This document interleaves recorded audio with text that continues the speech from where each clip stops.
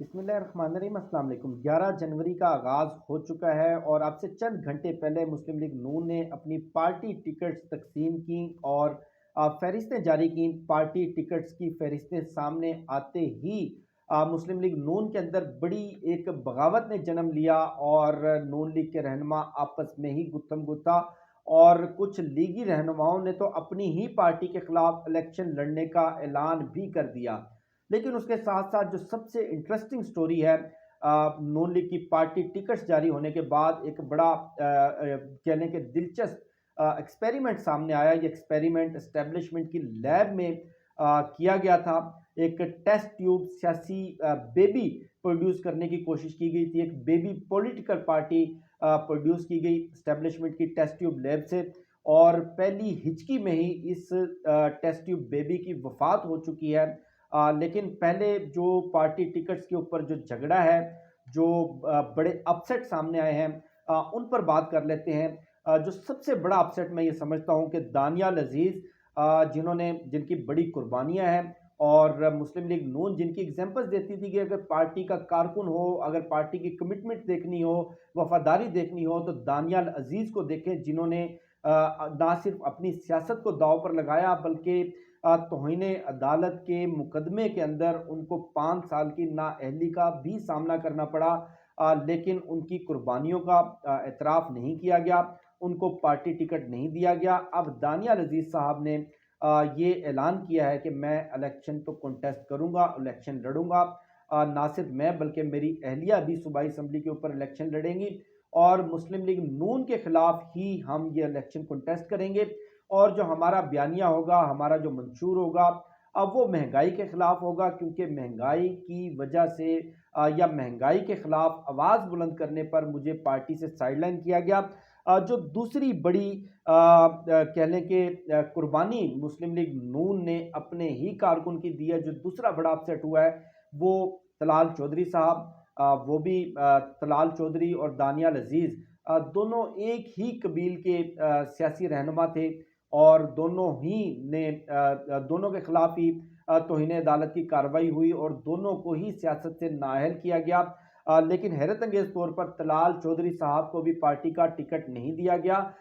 इनके हलके के अंदर पार्टी का टिकट अभी तक होल्ड रखा हुआ है, लेकिन इतलात के मुताबिक तलाल चौधरी की बजाय शेर वसेर, जो कि जिन्होंने 2018 के इलेक्शन के अंदर पीटीआई के टिकट पर इलेक्शन कॉन्टेस्ट किया, बाद में लौटे हुए, और शहबाज शरीफ साहब जिनकी मिसालें देते हैं, जिनकी सिफारिशें करते हैं कि अगर शेर वसेर और राजा रियाज जैसे लोग ना होते तो आज ये जो खुशकिस्मती का दिन है, ये जो बाबरकत दिन है कि मियाँ साहब पाकिस्तान में हैं और इस बाबरकत दिन का सामना हमने राजा रियाज और शेर वसेर जैसे लोगों की वजह से ही किया।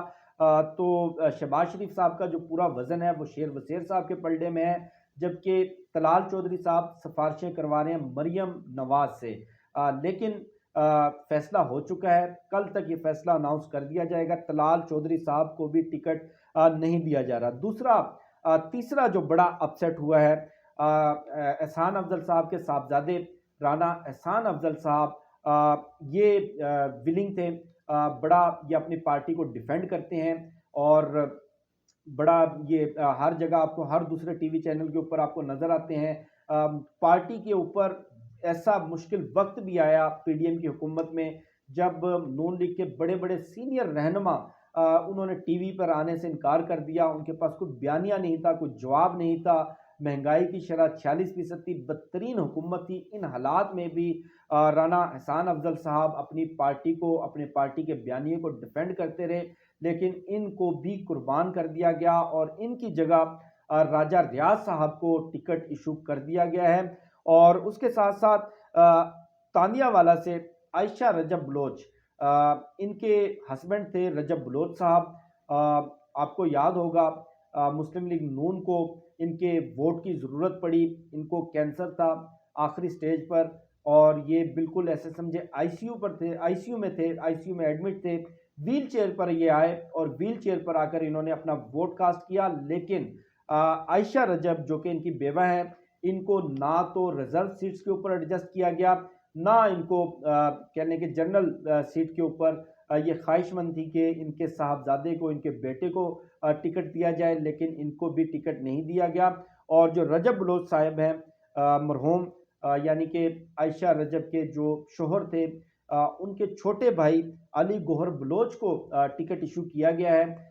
वैसे तो अली गौहर बलोच साहब भी नून लीग को हर जगह, हर टीवी चैनल के ऊपर डिफेंड करते हैं, लेकिन आयशा रजब का बहरहाल ये राइट बनता था कि उनको कम से कम रिजर्व सीट के ऊपर एडजस्ट किया जा सकता था, लेकिन उनको एडजस्ट नहीं किया गया और अब वो ट्विटर के ऊपर बड़ा शोर मचा रही हैं। उसके साथ साथ जो नून लीग से ही जो सबसे बड़ी कुर्बानी दी गई, शायद आज की रात भी जिसके लिए बड़ी भारी होगी, कल की रात भी बड़ी भारी होगी, शायद अगले 48 घंटों तक, जब तक के ये इलेक्शन कमीशन में पार्टी टिकट जमा करवाने का वक्त बाकी है, कोई विड्रॉल नहीं कर लेता, उस वक्त तक इनको नींद ना आए, वो हैं नौरीन के भाई।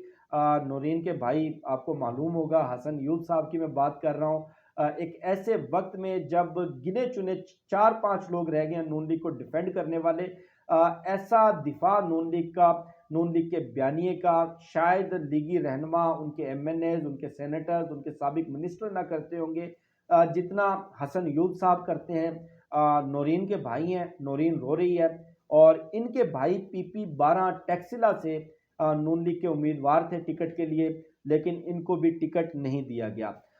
ये बहरहाल जो मुस्लिम लीग नून के जो बड़े बड़े रहनुमा हैं, अभी तक लाहौर के हल्के कौमी असम्बली के फाइनल नहीं किए गए, लेकिन लाहौर का एक हल्का अब बड़ा दिलचस्प है। शेख रुहेल असगर और अयाज सादक वो आमने सामने हैं और इतलात ये हैं कि अयाज सादिक को यहाँ पर कुर्बान किया जा रहा है, उनकी जगह शेख रुहेल असगर को टिकट दिया जाएगा। लेकिन जो सबसे इंटरेस्टिंग गेम है, जो सबसे दिलचस्प फिनोमिना है पाकिस्तान की सियासत का, वो एक एस्टेब्लिशमेंट की लैब के अंदर एक सियासी तजर्बा किया गया था। एक टेस्ट ट्यूब पॉलिटिकल पार्टी, या कहने के test tube political baby produce करने की कोशिश की गई थी।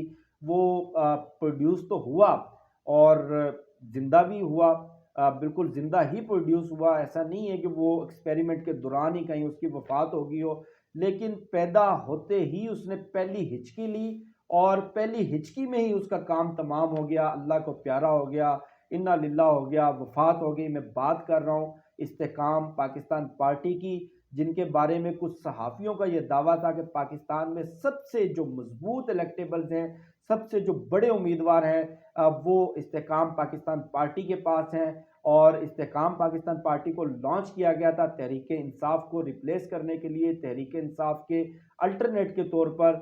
और शायद जिस वक्त इस्तेकाम पार्टी लॉन्च हुई थी, बड़े बड़े रहनुमा प्रेस कॉन्फ्रेंस कर रहे थे, तहरीक इंसाफ छोड़ने का ऐलान कर रहे थे, उस वक्त बहुत सारे लोगों को ये लग रहा था कि इतने बड़े बड़े नाम आईपीपी में जा रहे हैं तो ये बहुत बड़ा डेंट पड़ा है पाकिस्तान तहरीक इंसाफ को, शायद तहरीक इंसाफ खत्म हो गई है, शायद तहरीक इंसाफ का नाम लेवा भी कोई बाकी ना रहा। लेकिन ये जो टेस्ट ट्यूब बेबी एस्टेब्लिशमेंट की लैब में जो तैयार किया गया आईपीपी के नाम से, पहली हिचकी में ही इसकी वफात होगी। सबसे बुरी इनके साथ हुई है, मुस्लिम लीग नून ने इनको पहचानने से भी इनकार कर दिया है। और जो सबसे बड़ा अपसेट हुआ है आईपीपी की तरफ से, आईपीपी ख्वाहिशमंद थी कौमी असम्बली की 40 कौमी असम्बली की कम से कम 20 और सूबाई असम्बली की 40 नशिस्तों के ऊपर सीट एडजस्टमेंट की जाए। सबसे बड़ा अपसेट जो आईपीपी को हुआ है वो जहांगीर तरीन साहब, लोधरा का हल्का NA 155, यहाँ पर बड़ा फड्डा पड़ा हुआ था। जहांगीर तरीन साहब बजिद थे कि हर हाल में मुस्लिम लीग नून यहाँ पर हमारे साथ सीट एडजस्टमेंट करे, अपने उम्मीदवार को विड्रॉल करे, लेकिन नून लीग को दबाव का सामना था। उनके जो लोकल उम्मीदवार हैं सदीक बलोच साहब, उनका ये कहना था कि अगर नून लीग मुझे टिकट नहीं देती तो मैं आज़ाद हैसियत में इलेक्शन लड़ूंगा।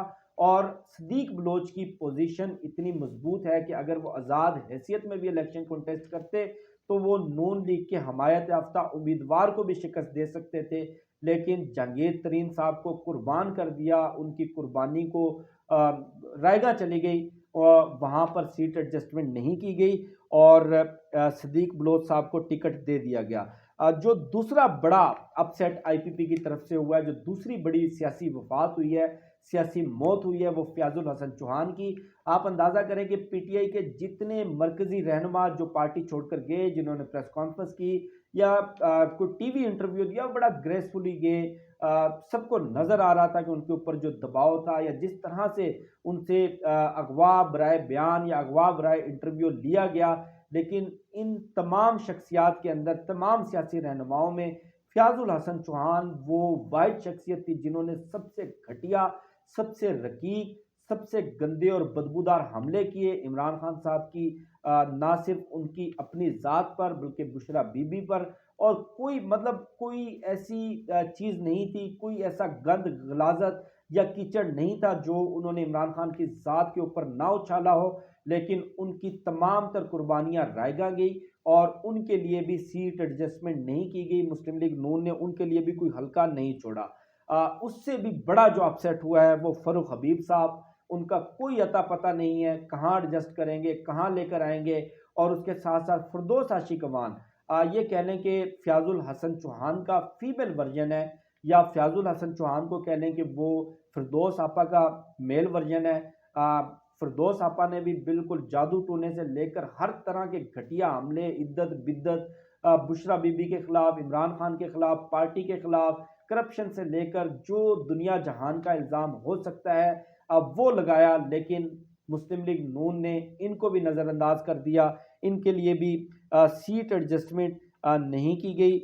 गुलाम सरवर खान के हलके में नून लीग ने अभी तक किसी को टिकट नहीं दिया। हो सकता है कि यहाँ पर सीट एडजस्टमेंट कर ली जाए। यहाँ पर गुलाम सरवर खान के मुकाबले में चौधरी निसार होंगे। ये एक अच्छा कॉन्टेस्ट हो सकता है। उसके साथ साथ कसूर के अंदर सूबाई असम्बली की एक सीट मेरा ख्याल है हाशिम डोगर साहब के लिए ये खाली रखी गई है। वहाँ पर भी अभी तक कोई फैसला नहीं किया गया। इसी तरह हुमायूं अख्तर साहब तांदियावाला से, फैसलाबाद से, उनको भी मुस्लिम लीग नून ने नज़रअंदाज कर दिया। उनके लिए भी कोई जगह नहीं है नून लीग में, या उनके लिए कोई रहम की गुंजाइश नहीं है। भले ही उन्होंने इंटरव्यू दिया, भले ही उन्होंने तहरीक इंसाफ छोड़ी, IPP ज्वाइन की, उनके लिए भी कोई सीट एडजस्टमेंट नहीं की गई। ये कुछ नाम हैं।